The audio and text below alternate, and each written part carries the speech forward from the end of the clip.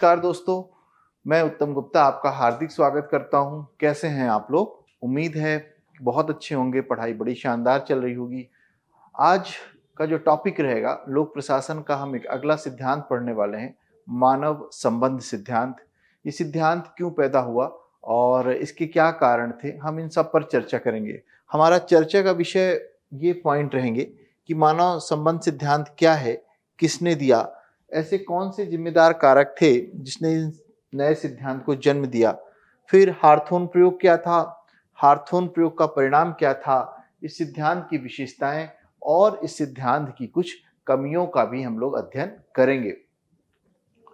जो last lecture मैं आपके सामने लाया था वह था शास्त्रीय सिद्धांत। शास्त्रीय सिद्धांत को हम लोगों ने पढ़ा और उसके पहले हम लोगों ने टेलर व वेबर को पढ़ा था। मतलब कुल 3 सिद्धांत पढ़ चुके थे और इन तीनों सिद्धांतों को मिला करके भी इन तीनों सिद्धांत को हम लोग क्लासिकल थ्योरी के नाम से भी जानते हैं। अभी तक जब तक हमने टेलर, वेबर व शास्त्रीय सिद्धांत को पढ़ा था तब तक हम लोगों ने ये देखा था कि पूरे संगठन को यह बंद संगठन के रूप में देख रहा है और व्यक्ति को आर्थिक प्राणी के रूप में देख रहा है, व्यक्ति को कामचोर के रूप में देख रहा है और ये सोचता है कि सिर्फ अगर नई तकनीकों को लागू कर दिया जाए संगठन में तो संगठन उत्पादनशील हो जाएगा, कार्यकुशल हो जाएगा। यहां पर निश्चित रूप से जब ये तीनों सिद्धांत आए, कौन कौन से तीनों, टेलर, वेबर व शास्त्रीय सिद्धांत, तो संगठन की उत्पादनशीलता तो बढ़ी और संगठन में कार्यकुशलता भी आई। लेकिन एक समय बाद ये देखा गया कि संगठन में जड़ता आती जा रही है, उत्पादन फिक्स हो गया है, जो मैनेजमेंट है और काम करने वाला वर्कर है उसके बीच में फ्रिक्शन या संघर्ष की स्थिति देखने को मिल रही है। अब चूंकि आप ध्यान रखना, ये सब सिद्धांत कब आ रहे हैं? अभी 1930 वाले दशक में दुनिया एक नई समस्या से रूबरू हो रही है, जो कि 1929 का महान मंदी या ग्रेट डिप्रेशन अमेरिका में आ गई है। आप सोचिए, इसके पहले यहां पर 3 चीजें हमने देख लिया था, टेलर को देख लिया था, वेबर को देख लिया था और शास्त्रीय सिद्धांत जिसमें हम लोग ने हेनरी फ्योल, लूथर गुलिक सभी के योगदान को हमने देख लिया था। लेकिन इसके बावजूद भी जब उत्पादन फिक्स हो गया कुछ दिन बाद तो और पूरी दुनिया में अब मंदी आ गई, ऐसे में जो उद्योगपति थे उन्होंने एल्टन मेयो को बुलाया। सवाल उठता है कि एल्टन मेयो कहाँ के थे? तो एल्टन मेयो जो थे ऑस्ट्रेलिया से थे और इनको अमेरिका बुलाया गया उन कारणों को जानने के लिए कि टेलर, वेबर, शास्त्रीय सिद्धांतों को लागू करने के बाद भी संगठन जो है क्यों उत्पादनशील नहीं बन पा रहा है या उसकी उत्पादन और ज्यादा क्यों नहीं बढ़ पा रही है, क्यों संगठन में जड़ता आ रही है, क्यों संगठन में मजदूरों का अनुपस्थिति बढ़ती जा रही है, क्यों प्रबंधन व कार्मिकों के बीच संघर्ष बढ़ता जा रहा है, क्यों हड़ताल, तालाबंदी जैसी समस्याएं बढ़ती जा रही हैं। शिकागो की एक कंपनी थी, वेस्टर्न कंपनी, उसने मेयो को बुलाया और इनको कहा गया कि आप आइए और इसमें जो है क्या करिए, आकर के उन कारणों को ढूंढिए कि ऐसे कौन से कारण हैं जिनके कारण से संगठन में उत्पादनशीलता नहीं बढ़ पा रही है।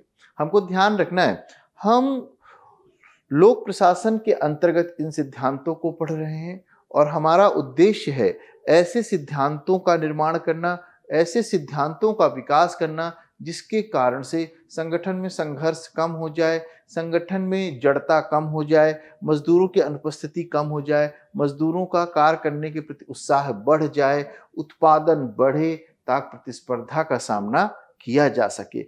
औद्योगिकरण हो चुका है, मशीनें आ चुकी हैं, बाजार में प्रतिस्पर्धा चरम पर आती जा रही है। ऐसे में यदि प्रोडक्शन करते समय, उत्पादन करते समय लागत बढ़ेगी तो निश्चित रूप से उद्योगपति जो है प्रतिस्पर्धा का सामना नहीं कर पाएंगे।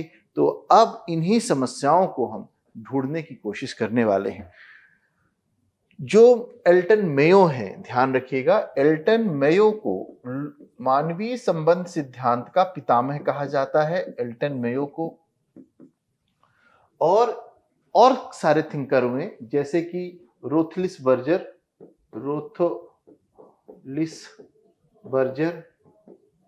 इसके बाद आप देखिएगा Mary Parker Follett, Mary Parker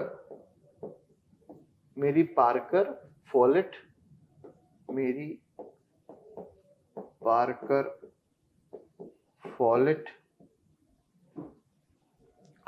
ठीक है। W Lloyd.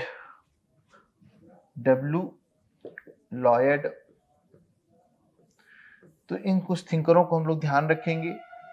अब हमने कहा कि पहला मानवीय संबंध सिद्धांत क्या है। तो मानवीय संबंध सिद्धांत शास्त्रीय सिद्धांत की विचारधारा के विरुद्ध यह एक सिद्धांत आया, जिसमें यह माना गया कि संगठन एक यांत्रिक संगठन नहीं होता है, मशीनी संगठन नहीं होता है, बल्कि यह सामाजिक संगठन होता है। और इसमें काम करने वाले व्यक्ति मशीन नहीं होते हैं, बल्कि मानव होते हैं। और इसने ये कहा कि यदि संगठन के भीतर मानवीय संबंधों का विस्तार कर दिया जाए, मानवीय संबंध का मतलब क्या हो रहा है कि प्रबंधन व कार्मिकों के बीच के संबंध को सौहार्दपूर्वक बना दिया जाए, तो निश्चित रूप से संगठन कार्यकुशल हो जाएगा। पहली बार संगठन में कार्य करने वाले व्यक्ति को कामचोर के रूप में नहीं देखा जा रहा है, बल्कि ये माना जा रहा है कि व्यक्ति काम करने के लिए लालायित रहता है। और पहली बार ही यह माना जा रहा है कि व्यक्ति जो है आर्थिक प्राणी ना होकर के बल्कि सामाजिक प्राणी है। और जब व्यक्ति सामाजिक प्राणी है तो उसको आर्थिक कारक एक हद तक ही मोटिवेट कर पाएंगे, और उसके बाद जो मोटिवेशन का कार्य करेगा वह कौन सा कारक होगा, सामाजिक कारक होगा। तो यहाँ पर इस मोटिवेशन कारक और सामाजिक प्राणी की संकल्पना, सामाजिक संगठन की संकल्पना, ये तीनों चीजों को यहाँ पर पहली बार कौन दे रहा है, मानवीय संबंध सिद्धांत पर ही लाया गया। चौथे और पांचवे को भी हम जोड़ लेते हैं इस पॉइंट पर। तो मैं यहाँ पे थोड़ा सा आपको बता देता हूं कि पहली बार यहाँ पर सामाजिक संगठन की संकल्पना आई पहली, फिर काम करने वाला व्यक्ति जो होता है सामाजिक प्राणी होता है, और उत्प्रेरणा के लिए सामाजिक कारकों पर बल दिया गया। पहली बार संगठन में सहभागिता को प्राप्त करने पर बल दिया गया, सहभागिता पर बल। और लास्ट याद रखेंगे, इसमें लोकतांत्रिक नेतृत्व शैली को अपनाने पर बल दिया गया। तो 1 2 3 4 5 ये पांचों चीजें अभी हमको पीछे के तीनों सिद्धांतों पर, पीछे का सिद्धांत वैज्ञानिक सिद्धांत, आपका नौकरशाही सिद्धांत और शास्त्रीय सिद्धांत में देखने को नहीं मिल रहा है। यहाँ पर आकर के मेयो ने इसको पॉइंट आउट करेंगे। कैसे करेंगे अभी हम देखते हैं। हमने कहा था कि मेयो ने जो अपना पूरा का पूरा सिद्धांत दिया, 3 नंबर में आपसे MPPSC ये भी पूछ सकता है कि यहाँ पे कहाँ पे दिया गया था। तो याद रखिएगा, शिकागो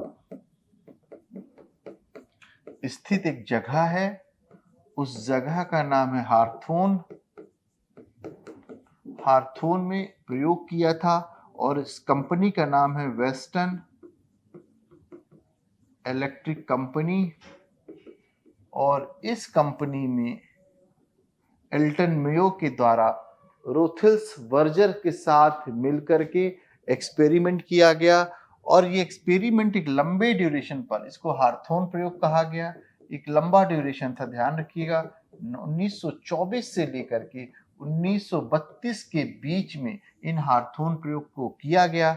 हार्थोन प्रयोग में कई सारे छोटे छोटे उपप्रयोग किए गए, जिसको हम लोग उसको भी देख लेते हैं कौन कौन सा किया गया। पहली बार हार्थोन प्रयोग में टेलर के द्वारा जो चीज कहा गया था कि कार्य करने की भौतिक स्थिति भी उत्पादन करने में महत्वपूर्ण योगदान देती है। मतलब जहां पर मजदूर काम कर रहे हैं वहां पर प्रकाश, हवा, लाइट या अन्य पानी की सुविधाएं, अन्य कारक भी जो है उत्पादन में प्रभाव डालते हैं। तो पहला प्रयोग टेलर के द्वारा बताए गए सिद्धांतों को जांचने के लिए इन्होंने महान व्यवस्था प्रयोग किया। अब इस प्रयोग के अंतर एल्टन मेयो ने क्या किया कि जहां पर मजदूर काम कर रहे थे वहां पर कुछ समय के लिए लाइट या प्रकाश को बढ़ा दिया, कुछ समय के लिए प्रकाश को घटा दिया और कुछ समय के लिए प्रकाश जितना था उतना ही रहने दिया। इन तीनों परिस्थितियों का जो रिजल्ट आया, परिणाम आया, वह बड़ा अभूतपूर्व परिणाम था जिसने एल्टन मेयो को भी चौंका दिया। और इस तीनों ही परिस्थितियों में, ध्यान रखिएगा, तीनों ही परिस्थितियों में उत्पादन बढ़ा। जब प्रकाश को बढ़ाया गया तब भी उत्पादन बढ़ा, जब प्रकाश को कम किया गया तब भी उत्पादन बढ़ा, जब प्रकाश को बराबर रखा गया जितना पहले था तब भी जो है क्या हुआ कि प्रकाश उत्पादन बढ़ गया। मतलब क्या हुआ, उत्पादन व कार्य की भौतिक परिस्थितियों के बीच में एल्टन मेयो ने प्रत्यक्ष संबंध नहीं पाया। बहुत ही मतलब पूरा वैज्ञानिक सिद्धांत इस बात पर टिका हुआ है कि कार्य करने का एक विशेष तरीका होता है। कार्य करने की भौतिक परिस्थितियां जो होती हैं उत्पादन को बढ़ाती हैं, घटाती हैं, और यहाँ पर एल्टन मेयो जो है अपने प्रकाश प्रयोग के माध्यम से इस पूरी अवधारणा को ध्वस्त कर देते हैं। इसके बाद एल्टन मेयो के द्वारा कुछ और प्रयोग किए गए, जैसे कि ये तो महान व्यवस्था प्रयोग था। इसके बाद रिले असेंबली प्रयोग, इसके बाद बैंक वायरिंग प्रयोग, फिर साक्षात्कार प्रयोग। इन सभी प्रयोगों में का निष्कर्ष एल्टन मेयो ने क्या निकाला? एल्टन मेयो ने जब इंटरव्यू लिया, लोगों से साक्षात्कार किया, तो पूछा आप क्या चाहते हैं। तो एल्टन मेयो के द्वारा पूछे जाने पर आप क्या चाहते हो, इसका जवाब जो मजदूरों में दिया वह बहुत ही अलग जवाब आया। जवाब यह था कि मजदूरों ने कहा कि वह चाहते हैं कि प्रबंधन जो है कोई भी निर्णय ले उसमें उनकी भागीदारी होनी चाहिए, उनको भी महत्व मिलना चाहिए। मजदूरों ने यह भी कहा कि प्रबंधन का यह दृष्टिकोण कि हम कामचोर हैं हमें अंदर से हर्ट करता है, दुखी करता है। मजदूरों ने यह भी बताया कि हमारा एक काम करते करते एक अनौपचारिक समूह बन जाता है और वह अनौपचारिक समूह जो है पूरे उत्पादन प्रक्रिया को प्रभावित करता है। मजदूरों को उच्चस्थ व निम्नस्थ का भी संबंध पसंद नहीं था, और तभी तो हार्थोन प्रयोग करते समय जो अनौपचारिक संगठन की अवधारणा आ रही है, ध्यान रखिएगा, है ना। तो यहाँ पे हमने 5 निकाला। सामाजिक संगठन, यही सामाजिक संगठन मतलब अनौपचारिक संगठन बन रहा है यहाँ पर। और संगठन में काम करते करते मजदूर का जो समूह है वह एक अनौपचारिक समूह का निर्माण कर लेता है, और उस अनौपचारिक समूह के द्वारा कितना उत्पादन किया जाएगा, इस पर उत्पादन किया जाएगा, इसका निर्धारण स्पष्ट कर लिया जाता है। कैसे? एल्टन मेयो ने जब अपना हार्थोन प्रयोग कर रहे थे तो उनको ये पता चला कि मजदूरों ने कुछ टर्मिनोलॉजी डिस्कवर कर ली है। जैसे कि जो बहुत काम कर रहा है उसको रेट बस्टर कहा गया, जो बहुत कम काम कर रहा है उसको चिजलर कहा गया, जो अपने समूह की बातें प्रबंधन को बता दे रहा उसको स्क्यूलर कहा गया। स्क्यूलर 3 चीजों का, रेट बस्टर मतलब लालची व्यक्ति, रेट बस्टर, ठीक। दूसरा जो बहुत कम काम कर रहा है, चिजलर या कामचोर। तीसरा चुगलखोर। ये तीनों नई अवधारणाओं से परिचय होने का क्या कहें सौभाग्य प्राप्त हुआ एल्टन मेयो को कि अच्छा ऐसी व्यवस्था भी संगठन के भीतर चल रही है। अब एल्टन मेयो को बिल्कुल स्पष्ट हो गया था कि संगठन की समस्याएं क्या हैं और क्यों संगठन उत्पादनशील लगातार नहीं रह पा रहे हैं। और इसके बाद अब एल्टन मेयो देंगे अपना सिद्धांत। तो हम लोगों ने यहां तक पढ़ लिया मानवीय संबंध सिद्धांत क्या है, संगठन के भीतर मानवीय पहलू को जांचने के लिए जो सिद्धांत दिया गया, या संगठन के भीतर मानव को महत्व जिस सिद्धांत ने दिया उसको कहा गया मानवीय संबंध सिद्धांत। Elton Mayo, Roethlisberger, W Lloyd, Mary Parker Follett आदि कई सिद्धांतकार हुए। यहां पर कौन से जिम्मेदार कारक है, तो हमने देखा कि 2-3 कारक बड़े जिम्मेदार हैं। एक तो 1929 की ग्रेट मंदी आ गई, महान मंदी, जबकि टेलर और बेवर और शास्त्रीय सिद्धांत को लागू किया जा चुका है, इसके बावजूद दुनिया मंदी का सामना करने लगी। दूसरा जो था, संगठन में मजदूरों तथा प्रबंधन के बीच में संघर्ष बढ़ता जा रहा था, तालाबंदी बढ़ती जा रही थी, मजदूरों की अनुपस्थिति बढ़ती जा रही थी, तो ये बड़ी समस्या थी। और तीसरा जो कारक था संगठन के भीतर, पहले और दूसरे को छोड़ करके पहला कारक हम लोग सबसे ज्यादा मान रहे हैं 1929 की महान मंदी, क्योंकि उद्योगपतियों ने करोड़ों रुपए लगा के नई नई मशीनें लगा के बैठे हुए हैं। तो ऐसे में उनको समझ में नहीं आ रहा था कि टेलर को लागू करने के बाद ऐसा क्यों हो रहा है। अब जो तकनीकी प्रगति हुई थी, तकनीकी प्रगति होने के बाद टेलर के कारण तकनीकी शिक्षा का विकास हो रहा है, शिक्षित लेबर आ रहे हैं, तकनीकी शिक्षा का विकास हो रहा है और शिक्षित लेबर आ रही है। इन लेबर में भी एक स्व अभिमान पैदा हो गया, या कहें कि सेल्फ रिस्पेक्ट पैदा हो गया, और उसके कारण भी अब यह अपने प्रबंधन से एक रिस्पेक्ट पाना चाह रहे थे। और चौथी बात, टेलर के सिद्धांतों के प्रति भी जो मजदूर वर्ग था वह नाराज था, क्योंकि टेलर के सिद्धांत को जब लागू किया गया तो प्रत्येक मजदूरों की दिन की उत्पादन क्षमता को निश्चित कर दिया गया, काम करने का तरीका फिक्स कर दिया गया, तो मजदूरों की जो स्वायत्ता थी काम करने की, जो अपने तरीके थे वो खत्म हो गए। तो ये 4 ऐसे कारण हो रहे हैं मुख्य रूप से जिसने मानवीय संबंध सिद्धांत के उदय को प्रमोट किया। पहला, ध्यान रखना, 1929 की महान मंदी। दूसरा कि प्रबंधन व संगठन के बीच में बढ़ता संघर्ष, बढ़ता हुआ तालाबंदी, बढ़ती हुई हड़ताल। तीसरा, तकनीकी शिक्षा ने संगठन के नीचे काम करने वाले, निचले पायदान पे काम करने वाले व्यक्तियों में भी एक सेल्फ रिस्पेक्ट को पैदा किया, और वो भी अब अपने प्रबंधन से एक सेल्फ रिस्पेक्ट की मांग करना चाह रहे थे। और चौथा जो था, टेलर का स्वयं का सिद्धांत के प्रति प्रतिक्रिया पैदा हो रही थी, और इस प्रतिक्रिया के परिणाम स्वरूप जो संगठन में समस्याएं बढ़ गई थी।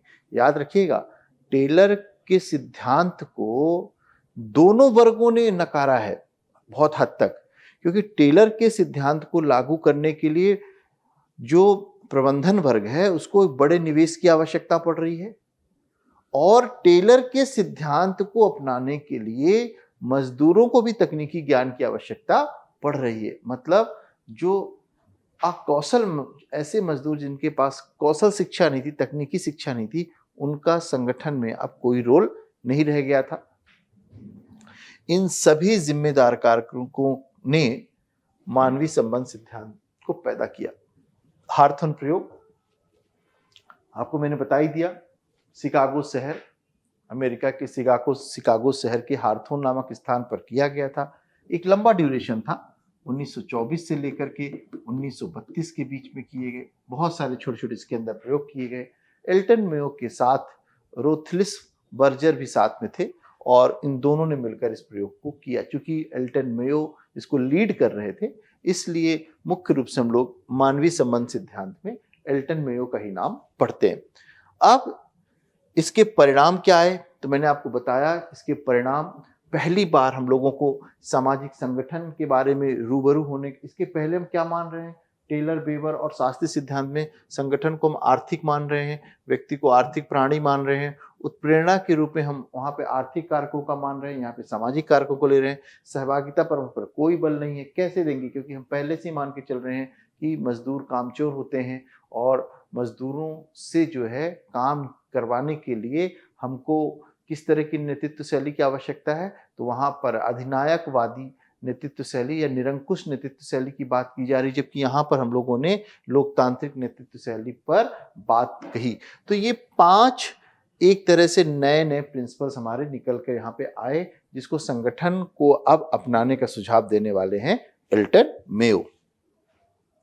इसके बाद देखते हैं कि अब मानवीय संबंध सिद्धांत की क्या विशेषताएं हमको देखने को मिल रही हैं। जो कि एक ध्यान रखना कि जब मैं कहता हूं कि मानवीय संबंध सिद्धांत, इसका मतलब मैं ये नहीं कह रहा हूं कि टेलर, बेवर और शास्त्रीय सिद्धांत की अवधारणाओं को संगठन में लागू नहीं करना है।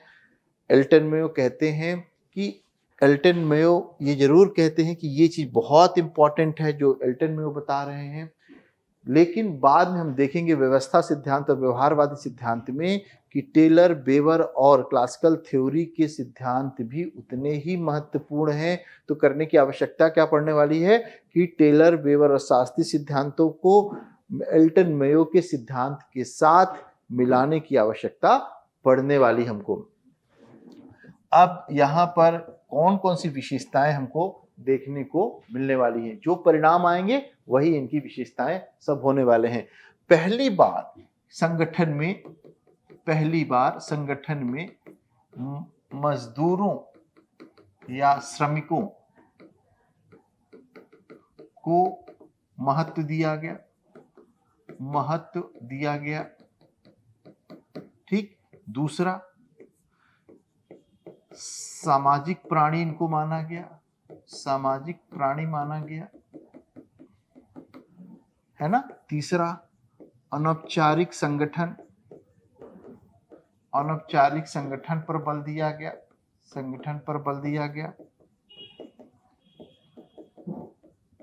चौथा, अनौपचारिक संचार पर बल दिया गया। यहाँ पर एक चीज और समझना, बार बार अनौपचारिक शब्द आ रहा है। अनौपचारिक 2 तरह की चीज होती है, औपचारिक संगठन, अनौपचारिक संगठन। औपचारिक संगठन ऐसा संगठन होता है जो कि नियमों, प्रक्रियाओं, पद्धतियों पर स्थापित किया जाता है, और अनौपचारिक संगठन जो होता है अपने आप स्थापित हो जाता है। आप सोचिए अनौपचारिक संगठन का महत्व में आपको, अनौपचारिक संगठन कैसे बनता है। एक क्लास होती है, जिस क्लास में आप पढ़ते हो, उस क्लास के भीतर भी हम एक 10-10, 15-15 बच्चों का एक समूह हो जाता है, और वो समूह एक अपने ढंग से अपने समूह को रेगुलेट करता है। इसी विशेषता को एल्टन मेयो ने संगठन के भीतर पहचाना, और इसके बाद यहाँ पर पहली बार सहभागिता पर बल दिया गया। सहभागिता का मतलब क्या होगा कि संगठन का प्रबंधन वर्ग उत्पादन से संबंधित कोई भी निर्णय ले या संगठन में बदलाव संबंधी कोई भी निर्णय ले, उसमें जो है श्रमिक वर्ग को भी शामिल किया जाए। और ये आज भी सबसे ज्यादा लॉजिकल अपनाया गया है। कोई भी परिवर्तन आपको करना है तो अगर आप उस व्यक्ति के साथ परिवर्तन करते हैं, उसको बता के करते हैं, तो उस परिवर्तन को लाने में उस व्यक्ति का, उस समुदाय का, उस वर्ग का भी सक्रिय योगदान हमें प्राप्त हो जाता है। मैं किसी भी तरह से उदाहरण ले सकते हैं हम। सहभागिता पर बल ही तो था पंचायती राज व्यवस्था की शुरुआत। ताकि किसी भी तरह का बदलाव जनता के साथ किया जाए, इसलिए कहा गया। इसके बाद ये माना गया कि व्यक्ति जो है कैसा होता है, व्यक्ति लोकतांत्रिक नेतृत्व चाहता है। लोकतांत्रिक नेतृत्व सबको लेके चलना है और सबकी बातों को सुनना है और किसी के ऊपर किसी को थोपना नहीं है। तो यहाँ पर इन सभी चीजों पर बल दिया गया और ध्यान रखिएगा बड़ा चमत्कारिक परिणाम हुआ। और आज अगर हम मानवीय संबंध सिद्धांत की बात करें, हम किसी भी बड़े ऑर्गेनाइजेशन में चले जाएं, वहां पर एक ड्रेस कोड होता है। वही ड्रेस कोड आप देखोगे प्रबंधन वर्ग पहन रहा है, वहाँ का श्रमिक वर्ग पहन रहा है। इसका मतलब क्या हुआ, संगठन को अब परिवार की तरह माना गया। और ये किसकी देन थी, यह थी एल्टन मेयो की देन थी। कहा गया कि संगठन जो है सामाजिक प्राणी के रूप में मान रहा है और सामाजिक संगठन के रूप में, जो संगठन में मजदूरों श्रमिकों है ना, तो यहाँ पे एक पॉइंट और लिख लीजिएगा, ये अनौपचारिक संगठन के रूप में माना गया। और आज मानवीय संबंध सिद्धांत पूरी तरह से लागू है। लेकिन जब हम आंसर का निष्कर्ष लिखेंगे कि मानवीय संबंध सिद्धांत संपूर्ण तभी हो सकता है जब इसमें टेलर, वेबर व शास्त्रीय सिद्धांतों को भी शामिल कर लिया जाए। और इन दोनों सिद्धांतों को अगर हम शामिल करेंगे तो जो कुछ कमियां शास्त्रीय सिद्धांत की हैं उनको दूर करेंगे और इसको लागू कर देंगे, तो एक संपूर्ण, एक कंप्लीट प्रिंसिपल्स बना सकते हैं जो संगठन को कार्यकुशल बनाने के लिए आवश्यक होगा। इसकी जो कमियां थी, इसकी कमियां वही थी, आप देख रहे हो एक पक्षी बात कर रहा है, मतलब व्यक्ति सामाजिक प्राणी है, व्यक्ति सामाजिक कारकों से मोटिवेट होता है। तो व्यक्ति की सबसे बेसिक आवश्यकता रोटी कपड़ा मकान होती है और इसकी पूर्ति के लिए व्यक्ति को आर्थिक कारक की आवश्यकता तो होती ही होती है। टेलर के द्वारा जो इंसेंटिव की अवधारणा दी गई थी वह आज भी बहुत हद तक लागू है, प्रत्येक संगठन पे लागू है। और कहा जाता है कि अगर आप ओवर टाइम करोगे तो आपको ओवर पैसा या आपको ओवर सैलरी दी जाएगी। तो ये सिद्धांत हमको देखने को मिलता है। तो यहाँ पर एल्टन मेयो जो है, मुझे ऐसा लगता है कि यहाँ पर यह सिद्धांत एक पक्षी हो जा रहा है। तो इसकी आलोचना एक पक्षी सिद्धांत। दूसरी आलोचना यह है कि संगठन के आर्थिक पक्ष को नकारा। तीसरा, व्यक्ति सामाजिक प्राणी के साथ साथ आर्थिक प्राणी भी होता है। चौथा, प्रत्येक प्रकार के संगठन